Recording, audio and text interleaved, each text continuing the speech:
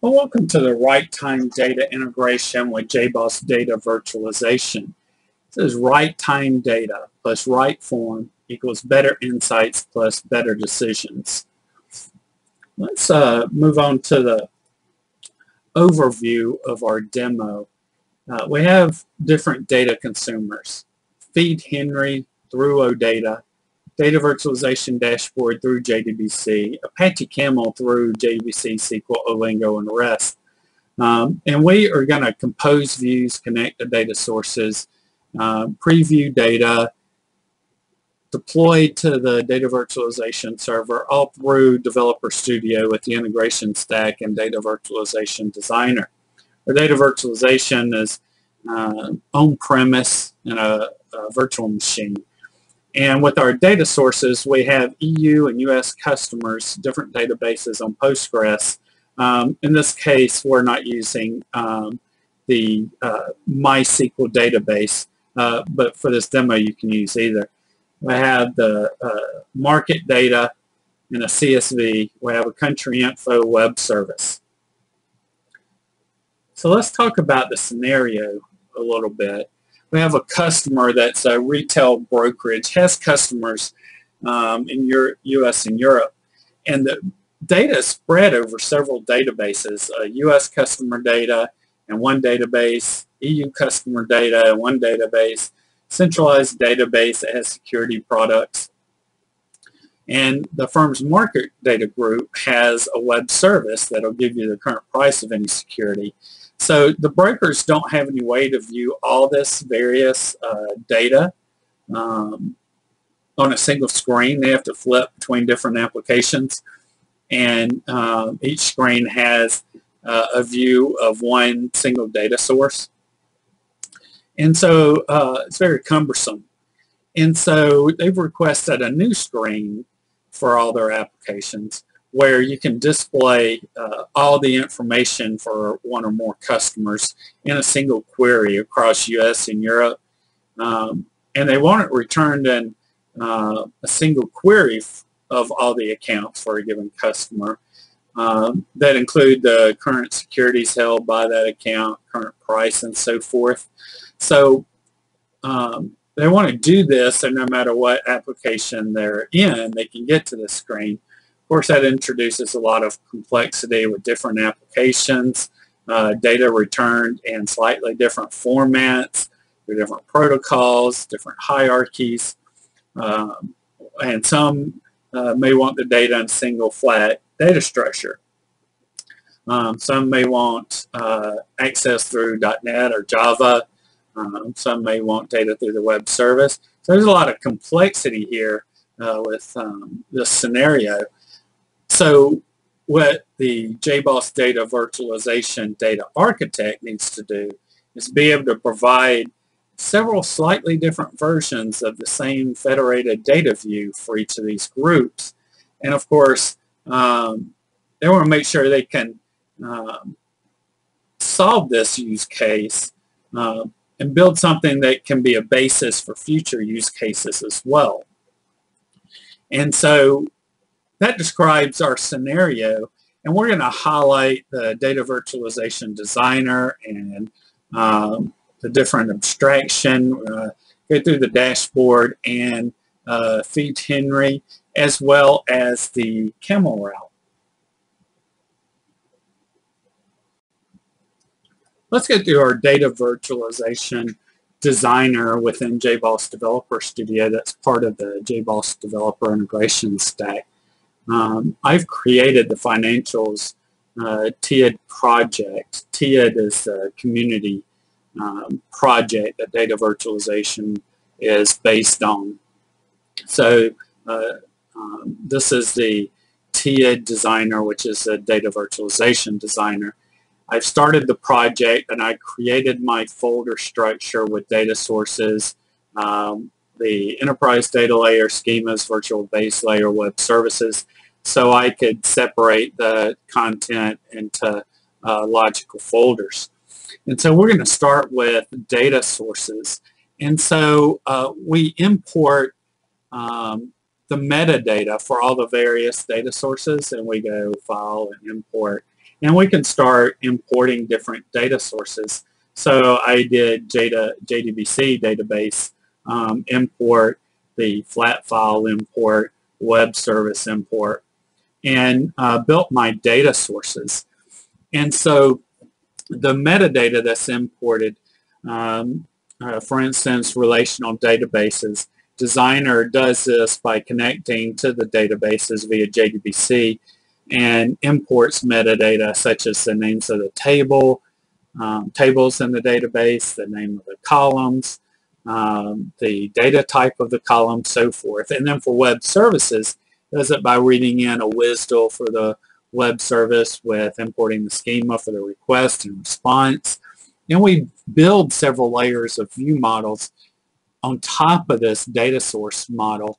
And that's typical within data virtualization, a data virtualization project with multiple layers of view models on top of the data source models, because with this transformational logic in each view can be fairly simple, and then complex data transformations are achieved by use of several layers of views.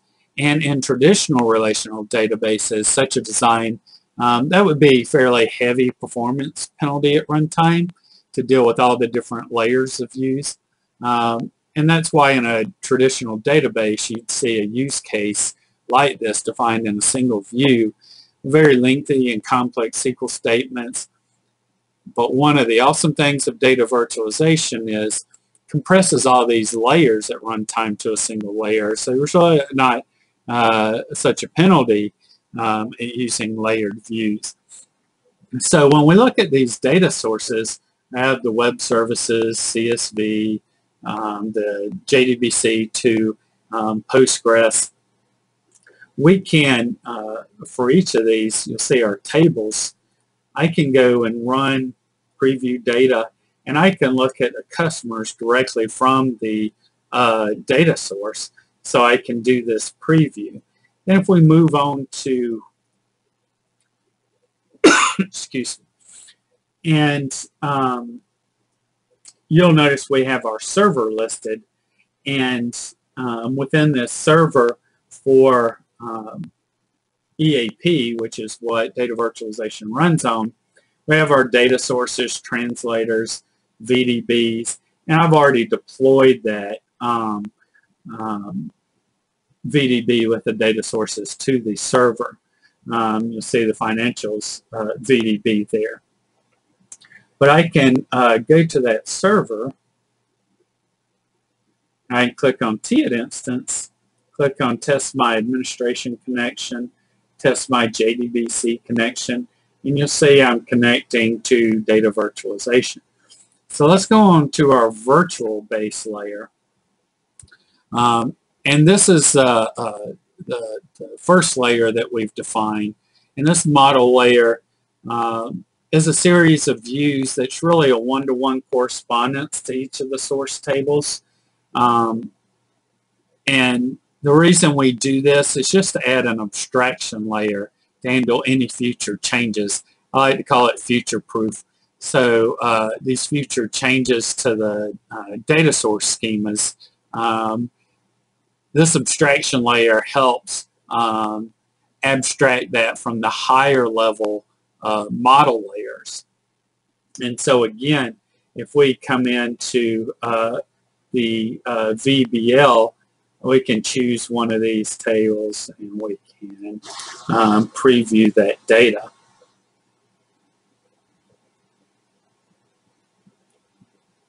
It'll just take a second. And so after this virtual base layer that we've built, you'll see the data just came back here. From the virtual base layer that we just built, we're going to build another layer, the enterprise data layer. And with the enterprise data layer, what we can do is use a data dictionary to help with the data types And one of the ways that this helps us in this technique is take, for instance, the EU customers and the US customers. Say the US version has a middle initial only in the customer table, and the EU version has middle name. And so with these semantic differences, a little bit easier to use the data dictionary that defines these types. And so we've used that within the enterprise data layer. And this way we can ensure we get all data for a particular field into the same data type, and gives us a guide to resolve any differences in field names between the two. And again, here I can go and I can do preview data here as well. You'll see all the data comes back. And so the next layer that we can add is a federated data layer. And this is useful at aggregating or federating data across the different enterprise data layer. So say, for instance, customer, we want to combine all the customers from EU and US into all customers, which is one of the objectives we have with the demo. Is we wanted to be able to grab all the customers from both regions and give that all customer view.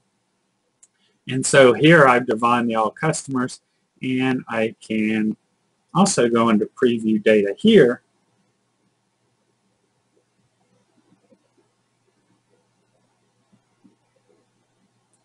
And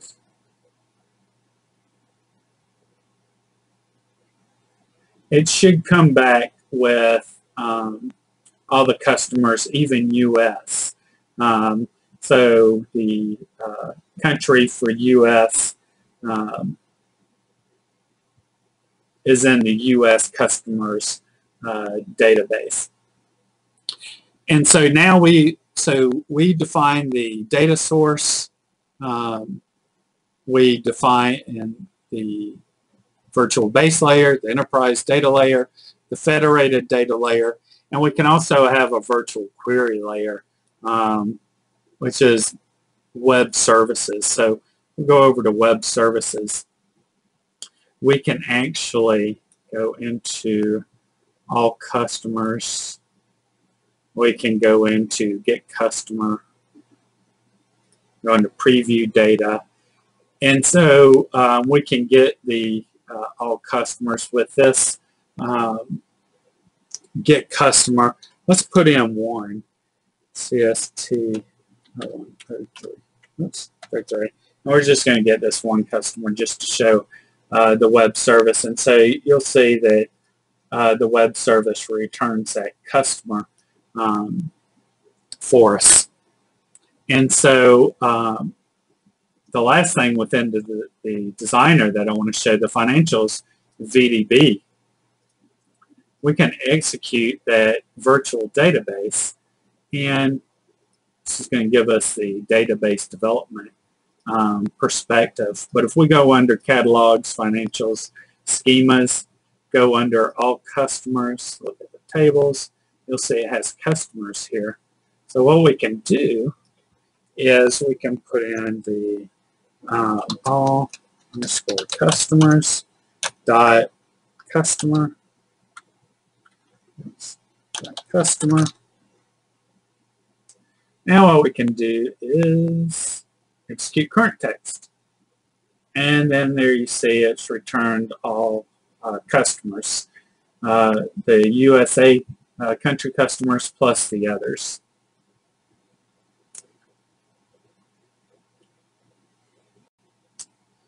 Now let's go through our data virtualization dashboard.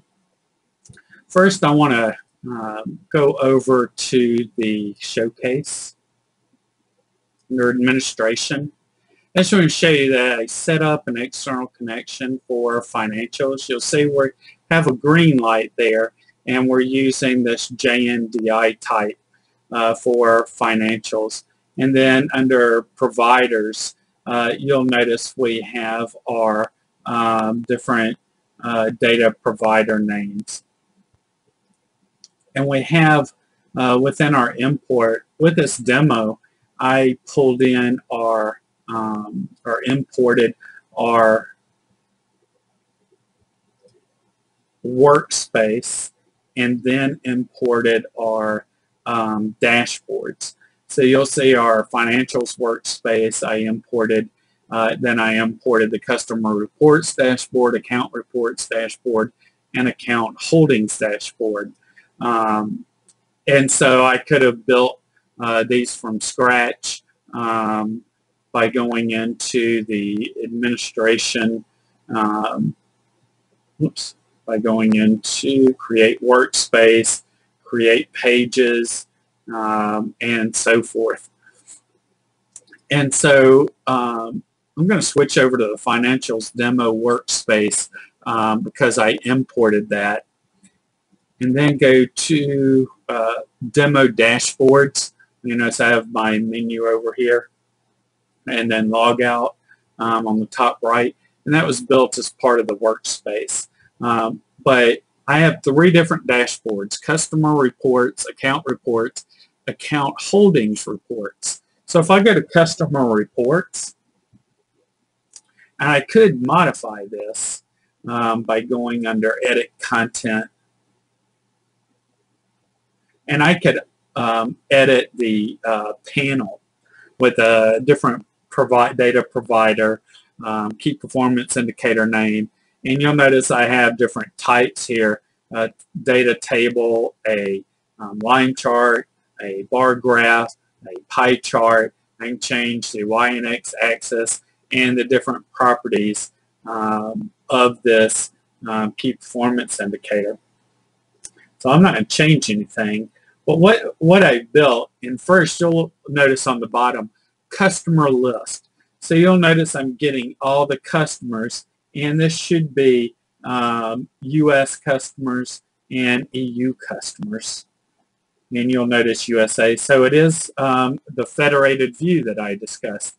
And then up here, if we look at the customer dispersion by country, you'll notice USA has 17, UK 5, Canada 3, Spain 2, etc. And then you also see we have a customer dispersion by city. And you look at London 2, Paris 2, then you see the other ones with 1.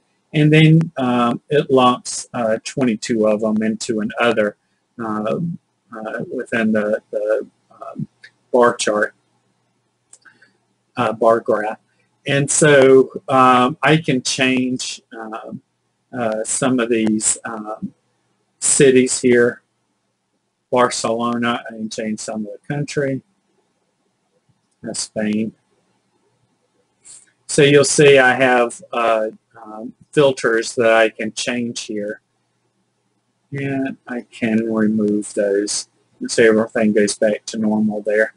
And again, like I said, I can do edit content, and I can change this from the bar chart to a pie chart, a line chart, or a data table. And so now if we go on to customer reports, within the the account reports, within account reports, it's set up similar. I have accounts dispersion by country: Germany 3, UK 5, Canada 3, Spain 2. Accounts dispersion per city, you'll notice it has Paris 2, London 2. And then we have our account types here. And this is showing the personal types.